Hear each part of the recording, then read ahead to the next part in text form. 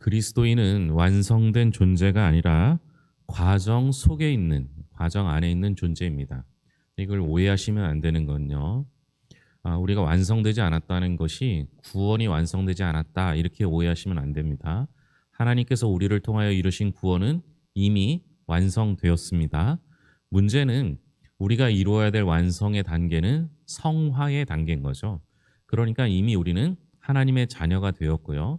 자녀가 되어서 장성한 분량까지 자라나는 그 완성의 과정이 아직 남아 있다라는 겁니다.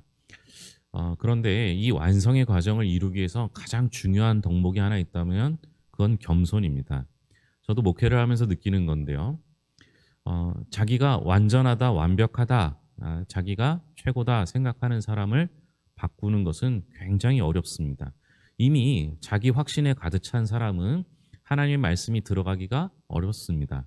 오히려 내가 부족하다, 나는 잘 못한다, 내가 연약하다 생각하는 사람들은 오히려 하나님의 말씀을 잘 받아들입니다. 그래서 변화가 있는 사람들은 지난주에도 말씀드렸듯이 자신이 죄인임을 깨닫고 자기가 지금 누리는 것이 은혜임을 깨닫는 사람입니다. 그러니 우리는 아직 완성되지 않았음을 생각하고 하나님 앞에서, 사람 앞에서, 말씀 앞에서 겸손하기를 바랍니다. 바울은 표대를 향해 달려간다고 하는데요. 바울 자신의 영적 위치를 설명하고 있습니다. 12절입니다. 12절 같이 읽겠습니다. 내가 이미 얻었다 함도 아니요 온전히 이루었다 함도 아니라 오직 내가 그리스도 예수께 갇힌 바 된 그것을 잡으려고 달려가노라. 그러니까 바울의 현재 영적 위치는 신앙의 여정의 목표 지점에 도달한 상태가 아니라 그 목표를 향해 달려가고 있는 상태라고 설명합니다. 과거에 바울은요, 열심으로는 교회를 박해하고 율법의 의로는 흠이 없는 사람이었습니다. 그렇게 자신감 충만했던 사람이 내가 이미 얻었다 함도 아니요 온전히 이루었다 함도 아니라 라고 고백합니다. 교만하게 자기 의에 사로잡혔던 사람이 이제 겸손하게 하나님의 뜻을 추구하는 사람으로 바뀐 것이죠. 여러분, 때로는 자신감이 우리를 망칠 때가 있어요. 바울의 자신감이 잘못된 방향으로 나타나니 교회를 핍박하는 사람이 됐던 거예요. 그런데 바울이 변화되지 않는 것, 변하지 않은 것 하나 있습니다. 그게 뭐냐? 열정입니다. 바울은 여전히 내가 그리스도 예수께 잡힌 바 된 그것을 잡으려고 달려가노라 라고 고백합니다. 즉 자신의 구원이 오직 그리스도 예수의 은혜로 이루어진 것이며 그렇다고 교만하게 방종한 삶을 사는 게 아니라 그리스도가 선물로 주신 구원의 날에 이르기까지 매 시간 전력을 다해 질주하겠다라고 말한 겁니다. 이렇게 바울의 열정은 그대로였습니다. 다만 방향이 바로 잡힌 거죠. 그러니까 열심히 하는 것보다 더 중요한 게 방향이라고 말하는데요. 그동안 그 바울의 열정과 방향이 잘못됐을 때는 교회를 핍박했는데 열정은 그대로 두고 방향이 바뀌었더니 예수 그리스도의 은혜를 본받는 삶으로 바뀌었다라는 겁니다. 그럼 방향 설정은요, 자기는 잘 몰라요. 남이 해주는 거죠. 우리도 남의 훈수는 잘 두잖아요. 그것과 같습니다. 바울이 표대를 보기 시작한 거죠. 자신이 정한 길을 간 게 아니라 하나님이 허락하신 그 표대를 보고 달리기 시작하니까 바른 방향에 자신의 열정이 더해져서 하나님의 일을 이루고 있는 겁니다. 바울은 어떤 태도로 믿음의 여정을 내닫고 있는지 13절, 14절입니다. 같이 읽겠습니다. 형제들아, 나는 아직 내가 잡은 줄로 여기지 아니하고 오직 한 일, 즉 뒤에 있는 것은 잊어버리고 앞에 있는 것을 잡으려고 표대를 향하여 그리스도 예수 안에서 하나님이 위에서 부르신 부름의 상을 위하여 달려가노라.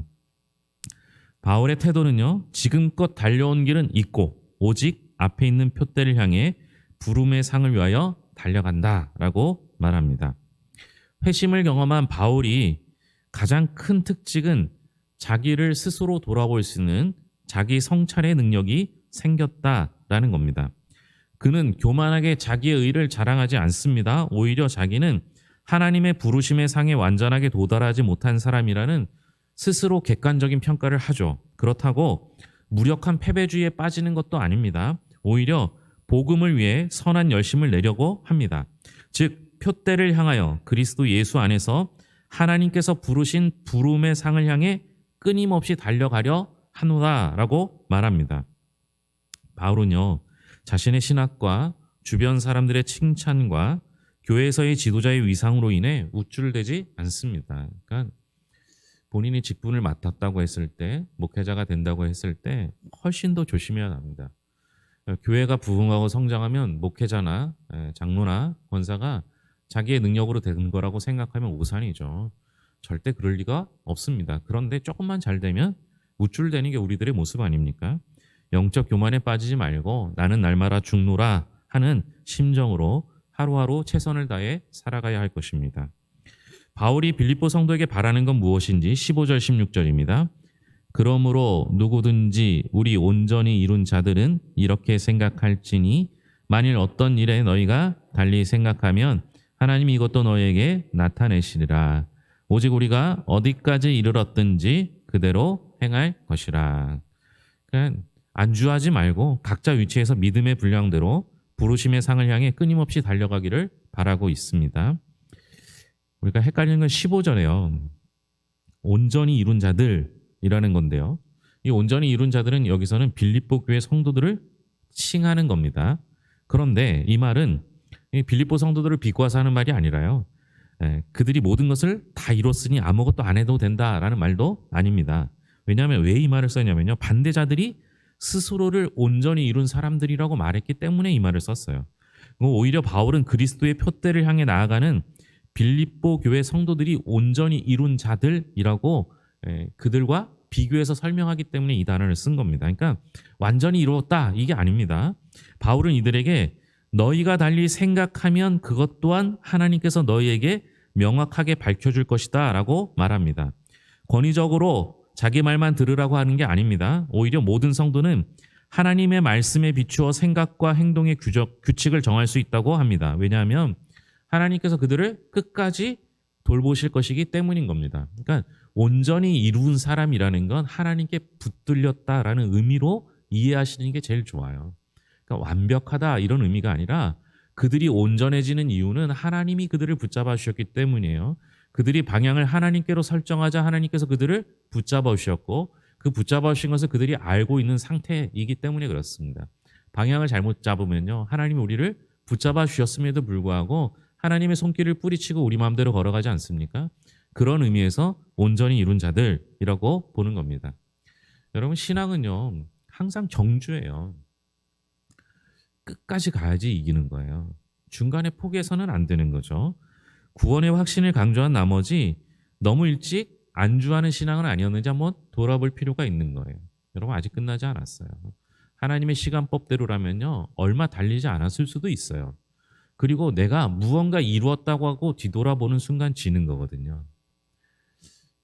제가 한국교회에 여러 가지 지대한 영향을 끼친 기도회가 있는데요. 그 기도회가 대단한 영향력이 있습니다. 그리고 많은 사람들을 변화시켰어요. 그런데 한 가지 주의할 점은 간증이 중심되어 있다라는 겁니다. 간증은 뒤에 있는 일이에요. 그러니까 전에 했던 일이에요. 내게는 크고 놀라운 일이고 그것이 누군가에게 반향을 일으킬 수는 있습니다. 그러나 간증에 항상 주의할 점은 성공하지 못한 건 간증하지 않아요. 그러니까 반드시 성공해야만 되는 것을 이야기해요. 여러분 그렇지 않아요. 제가 지난주에도 말씀드렸는데요. 여러분 예수 믿으면 행복해집니까? 아니라고 말씀드렸죠.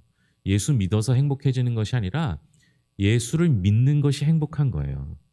그러니까 그 뒤에 행복이 오든 불행이 오든 그건 상관없어요. 예수 믿으면 행복해지는 거예요. 예수를 믿었기 때문에 행복해진 것이지 예수 믿어서 행복해진 결과를 낳는 게 아니라는 거예요. 그러면 사실은 그 말 그대로 적용됩니다. 예수 믿는 것 자체가 행복이잖아요. 그럼 예수 믿는 것 자체가 행복이면 상황은 변하지 않아도 내가 변화되고 내가 변화되면 무슨 일이 와도 행복합니다. 결국 예수를 믿으면 믿는 것 자체도 행복이고 예수 믿고 얻어지는 모든 것들도 행복입니다.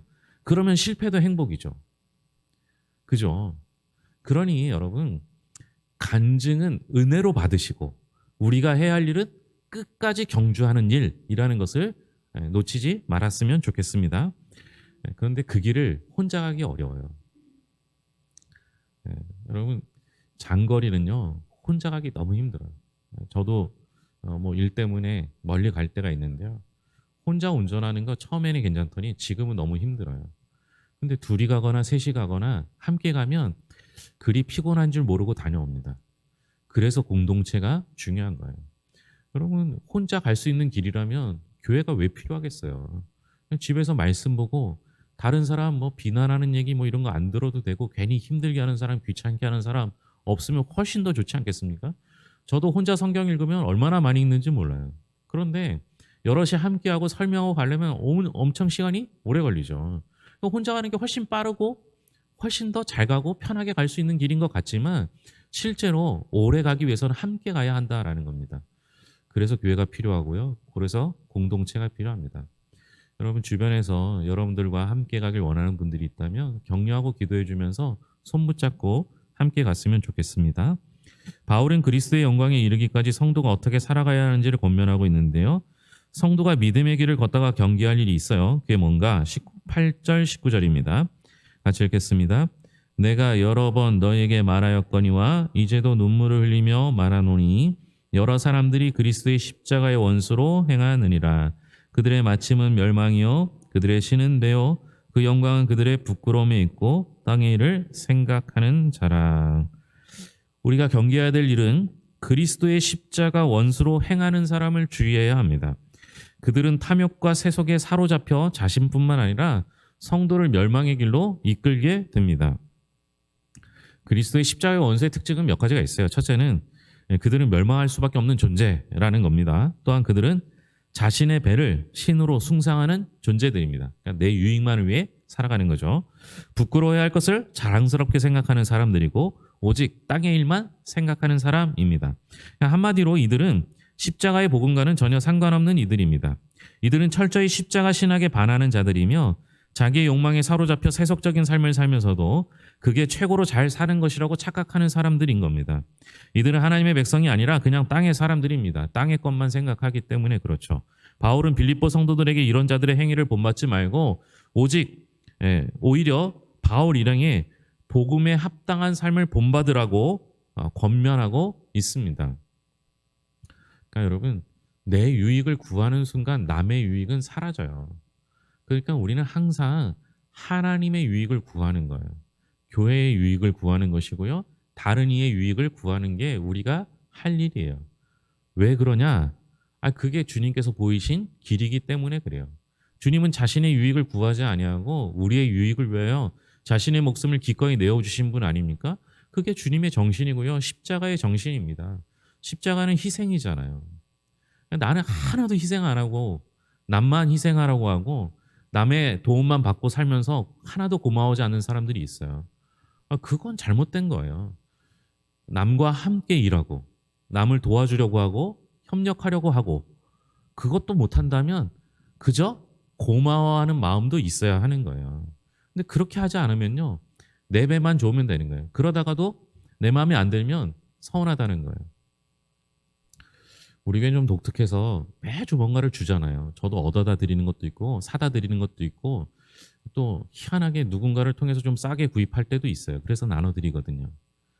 제가 생각하기에 매주 우리 교회가 주니까 그냥 그걸 감사하게 받으면 될 텐데 한 주 못 받으면 되게 서운하다는 거예요. 그게 참 이해가 안 되는 거예요. 지금까지 받은 게 얼만데. 이 비슷한 경우들이 목회자들한테도 있어요. 어떤 교회가 선교비를 10년 지원했어요. 뭐 10만 원씩 해봐야 1년에 120만 원이겠지만 10년 하면 1200만 원이잖아요. 근데 어떤 교회는 100만 원 지원했었어요. 그런데 그러면 10년이면 1억 2천을 지원한 거잖아요. 근데 이제 더 이상 교회가 한 곳만 지원할 수 없어서 이제 10년 차로 끊고 내년부터는 다른 교회 하겠습니다라고 얘기하는 순간 그 돈을 받던 목사님이 지원을 받던 목사님이 담당하시는 그 큰 교회죠 거기가 국내 선교부 회계 집사님을 향해서 쌍 욕을 한 거예요. 받은 고마움은 없어요. 앞으로 받을 것에 대해서 못 받는 게 서운한 거예요. 여러분 우리 그러지 말았으면 좋겠어요. 지금껏 받은 은혜가 얼마인데요. 앞으로 못 받아도 충분한 은혜를 받았습니다. 한 번 못 받았다고 한 번 눈길 안 받았다고 서운해하지 마시고 하나님의 은혜 안에서 살아가는 여러분들 될 수 있기를 바랍니다. 마지막 우리가 살펴봐야 할 건 그럼 우리가 이 땅에서 어떤 정체성을 가지고 살아가야 하는가라는 겁니다. 20절, 21절입니다. 그러나 우리의 시민권은 하늘에 있는지라 거기로부터 구원하는 자 곧 예수 그리스도를 기다리로니 그는 만물을 자기에게 복종하게 하실 수 있는 자의 역사로 우리의 낮은 몸을 자기 영광의 몸의 형체와 같이 변하게 하시리라. 여기서 우리의 시민권을 정확하게 얘기하죠. 우리의 시민권은 어디에 있어요? 하늘에 있어요. 하늘 시민권을 가져갔습니다. 우리는 하늘의 시민권을 가지고 그 시민권을 가지고 들어갈 수 있는 그 하늘나라에 들어가는 경주를 하고 있어요. 그때까지 포기하지 말고 그 시민권으로 들어갈 수 있는 그날까지 끝까지 믿음의 길을 우직하게 걸어가기를 소망하고 있는 겁니다. 바울은요, 로마 시민권을 가졌어요. 이 로마 시민권은요, 아주 큰 우대를 줍니다. 아주 큰 권세를 가질 정도라고 볼 수 있는데요. 로마 의회에서 투표할 권한을 가지고요. 공직에 진출할 권한도 주고요.